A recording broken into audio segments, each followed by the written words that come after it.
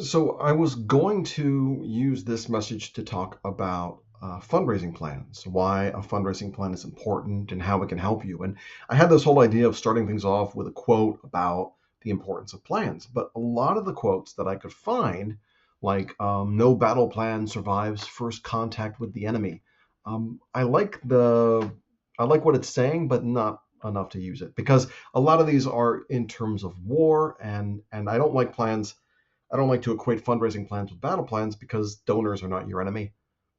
And if we start thinking that way, we get into trouble pretty quick. So instead, I started thinking about cooking shows because who doesn't love a cooking show? I love the that combination of having like a rock, just a firm foundation of the fundamentals of how things work. The competitors at that level, like your tournament of champions, your chopped, they understand how everything should work, and that's how they know when they can kind of like break the rules or change the rules. Um, and I was thinking like, okay, so let's make this parallel work for my viewers. And here are my thoughts. That to win in a cooking competition like that, you need focus, you need to be flexible, have flexibility, and you have to have a really specific point of view, right? You can't just do any old thing. It's got to have a very specific point of view. And of course, let's look at that in terms of a fundraising plan. First off, a fundraising plan is not a guarantee. It is not simply it's not a prospect list. That's part of your plan. But a fundraising plan helps you narrow the field down because there's a ton of fundraising ideas and opportunities and activities that you could pursue. And sometimes we have well meaning boards and bosses that are giving us other things on the fly. Oh, I just went to a gala and they did this. I just saw a golf tournament. We should do that. Without a fundraising plan, you are more likely to be buffeted around by these other ideas. So instead, the plan gives you that ability to focus. What are the elements that have the highest probability of success? What are the elements that are going to lead to opportunities where we can build and strengthen relationships with supporters? What can we do to stay focused on effective fundraising methodology? Now, we've got to keep that focus because the next point is flexibility, because we know that things are going to change, right? I've shared in past messages about the what I thought really good fundraising plan I had coming into calendar year 2020. And I threw that plan in the trash about the middle of March because it was clear that so many of my assumptions were wrong. So whenever you build a plan, no matter how strong or how creative your plan is, something is going to change in the environment that's going to cause you to reassess. And if you don't build in that flexibility in your plan, that ability to um, be reviewed and evaluated mid-course, then you're also in some trouble because you'll have a plan that just doesn't work for you anymore. So when we're thinking about how to build a fundraising plan, we want to build that flexibility in. I often recommend that you build in quarterly reviews where you're reviewing not just your outcomes, like how are we doing on the plan, but does this plan still meet the reality of our organization? If you get too tied to it and it becomes too precious to you, again, it's not serving you anymore.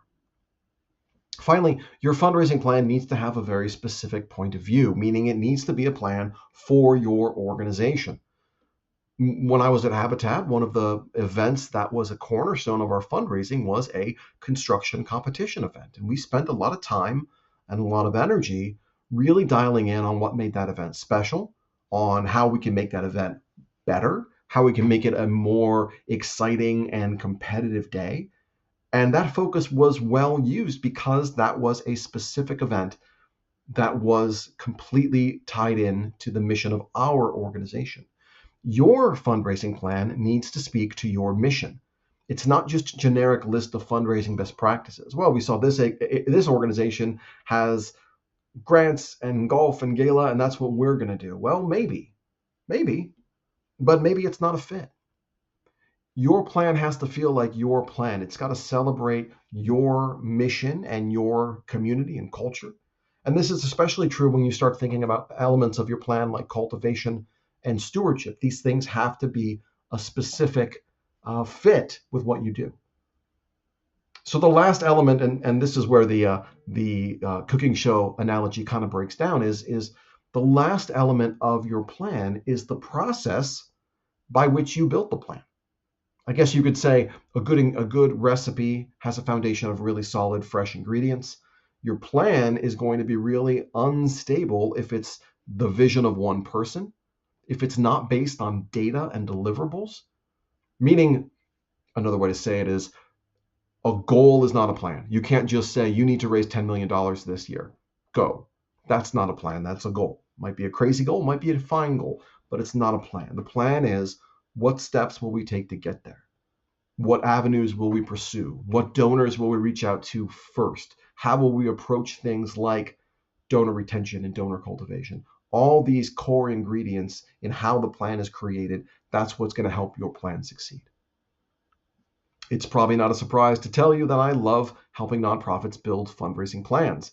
And fundraising plans are a huge part of the work I do with Align and Accelerate, helping nonprofits raise more money and engage more donors. One of the first things we do together is build a new plan or take a really close look at your existing fundraising plan.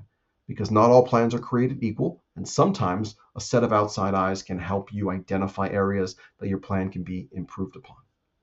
I hope that helps. If you want to talk more about fundraising plans, I have a limited offer where if you want to sit down with me for a free plan evaluation, I'd be happy to review your existing fundraising plan and talk about ways it might be improved. So if you want more information about that, set up a time with me, go to resolutephilanthropy.com and we'll get things started.